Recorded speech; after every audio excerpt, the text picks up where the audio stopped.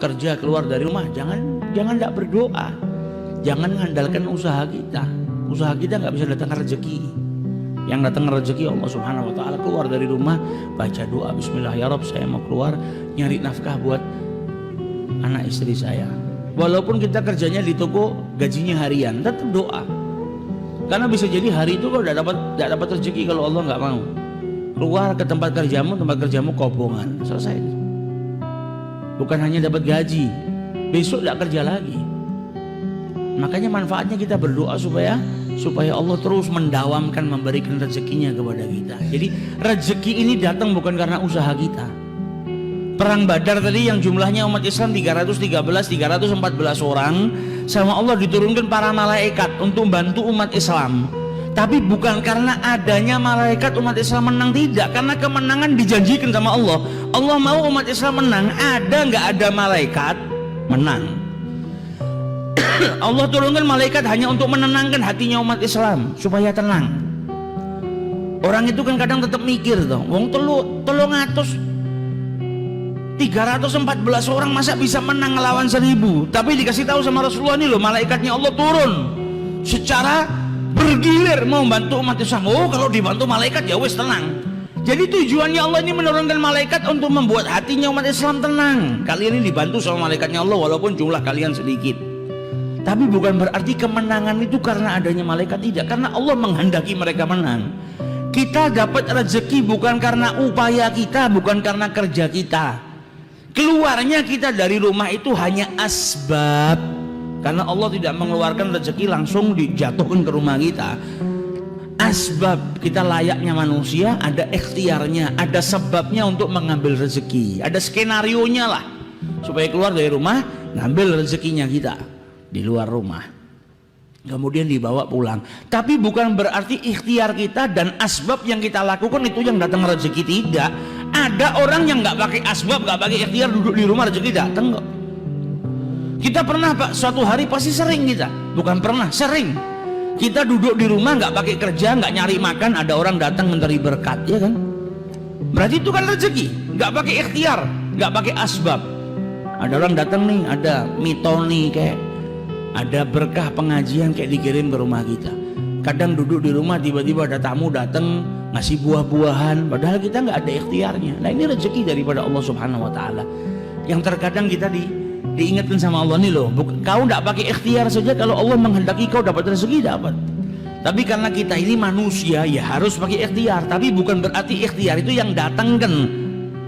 Tapi ada daripada kalangan hamba-hambanya Allah yang khusus nggak pakai ikhtiar, rezekinya didatangkan sama Allah Subhanahu Wa Taala.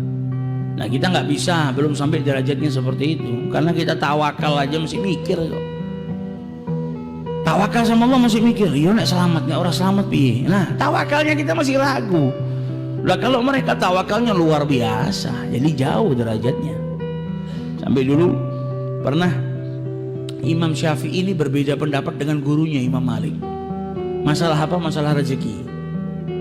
Dalam hadisnya Rasulullah dikatakan, lau annakum tawakkaltum 'alallahi haqqa tawakkulihi, kalau kalian ini benar-benar bertawakal kepada Allah dengan sebaik-baik tawakal, la razaqakum kama yarzuqut thair, kalian pasti akan diberikan rezeki oleh Allah Subhanahu Wa Taala sebagaimana Allah memberikan rezeki kepada burung. Taghdu, burung itu keluar di pagi hari dalam keadaan khisaman, perutnya kosong lapar, kemudian kembali dalam keadaan kenyang. Nah Imam Malik bilang apa? Di sini yang paling penting tawakalnya. Kalau orang tawakalnya kepada Allah Subhanahu Wa Taala haqqa tawakkulihi, benar-benar bertawakal kepada Allah Subhanahu Wa Taala, nggak pakai ikhtiar, rezeki datang.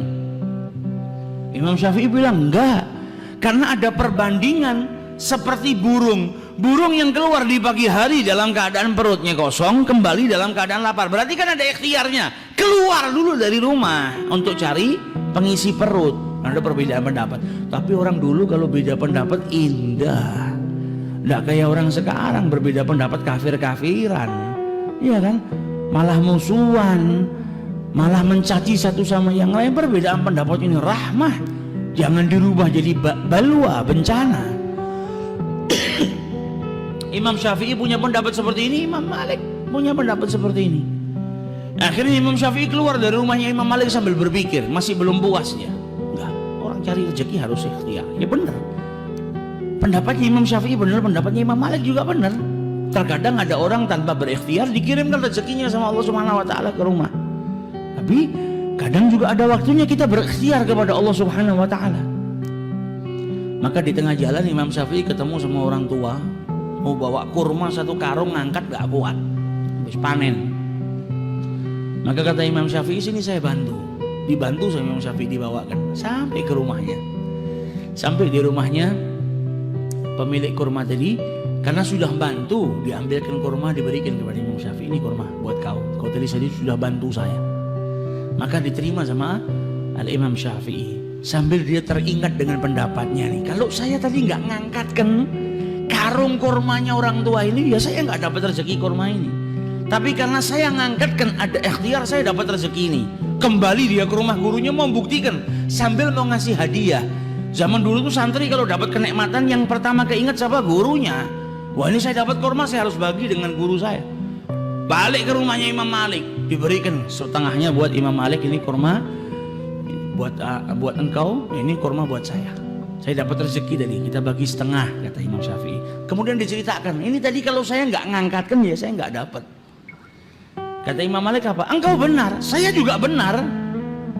Saya nggak pakai keluar dari rumah, nggak pakai nguli, nggak pakai ngangkatkan satu karung, datang sendiri ke rumah saya, kau bawa ke sini. Berarti kan saya benar, nggak pakai tawa, saya nggak pakai ikhtiar dapat kurmanya. Kau juga benar, kau nggak bisa dapatkan kurma ini kecuali kau dengan berikhtiar ngangkatkan kurma ini. Nah ini indah. Satu punya pendapat seperti ini, satu punya pendapat seperti ini. Sampai dulu Ibrahim ibn Adham ketika di masa belajarnya, maka dia dulu seorang peniaga, berdagang. Ketika dia berdagang, di tengah-tengah padang pasir dia lihat ada seekor burung yang jatuh.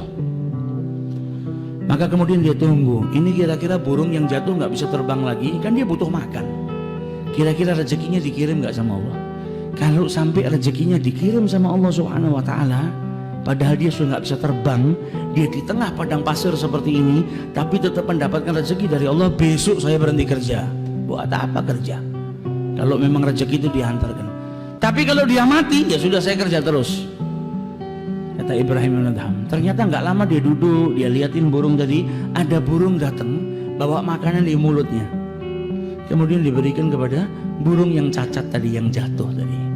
Maka dia ngeliat, ya Allah, walaupun dalam keadaan seperti ini Allah tetap mengirimkan rezekinya. Pulang ke rumah, dagangannya taruh gudang, dia tidak mau kerja lagi. Maka apa yang dia lakukan ini terdengar oleh Asyibli, orang soleh di zamannya Ibrahim bin Adham, walinya Allah. Dengar kalau Ibrahim bin Adham nggak mau kerja gara-gara ngelihat burung yang jatuh, dikasih makan sama burung yang lain, diantarkan, nggak perlu kerja. Maka didatangi sama Asyibli, ya Ibrahim, saya dengar anda sekarang nggak mau kerja karena kejadian yang anda lihat. Dia benar, jangan, tetap kerja, ikhtiar. Loh, saya nggak perlu ikhtiar, burung tadi saja sudah nggak bisa terbang aja masih dikasih rezekinya sama Allah Ta'ala. Buat apa saya harus berikhtiar? Toh nanti Allah juga ngirimkan rezekinya ke saya. Kata Asyibli, ya Ibrahim, kenapa engkau malah memilih burung yang lemah, nggak bisa terbang, dan hanya menunggu rezeki yang datang dari burung yang dimasukkan ke dalam mulutnya? Jadilah engkau burung yang kuat, yang datang bawa makanan, memberikan kepada burung-burung yang lemah tadi yang tidak bisa terbang. Jangan milih yang lemah, milih burung yang kuat. Jadilah engkau saudagar yang kaya, yang bisa membantu saudara-saudaramu yang lemah. Nah ini yang diajarkan oleh Asyibli. Jadi ya yang seperti itu memang ada, tapi jangan kita milih yang lemah. Jangan milih jadi burung yang patah sayapnya nunggu makanan dari orang, tapi jadilah burung yang bisa terbang kemana-mana mencari rezeki, dan kau berikan kepada saudara-saudaramu yang tidak mampu. Nah ini yang dia mau. Lebih baik kita menjadi burung yang kuat tadi, bisa membantu saudara-saudara kita, daripada menjadi burung yang lemah. Jadi tawakal dan juga ikhtiar. Nah kalau para wali-walinya Allah, kita nggak sampai derajat ke sana. Zikir stino status toh, mau nggak keluar rumah rezeki datang, nggak ada. Yang nggak datang akhirnya omelan istri kita. Jadi lanang nang omah tok ora tau metu. Nah, akhirnya sarapan kita omelan, makan siang kita omelan. Kayak orang yang dulu datang ke kiai ngeluh, kiai, saya tahu tuh salam itu khutbah Jumat itu kan seminggu sekali. Lah kok istri saya tiap pagi sampai malam khutbah terus, nggak pernah berhenti. Lah kui salahmu. Lah kamu yang nggak didik istrimu, kamu yang nggak nyari nafkah, ya akhirnya mulai dari pagi sampai malam khutbah Jumat istrimu. Nah kalau kita nggak ikhtiar, yang ada gitu sarapan kita diomeli bojo, makan siang kita diomeli bojo. Jadi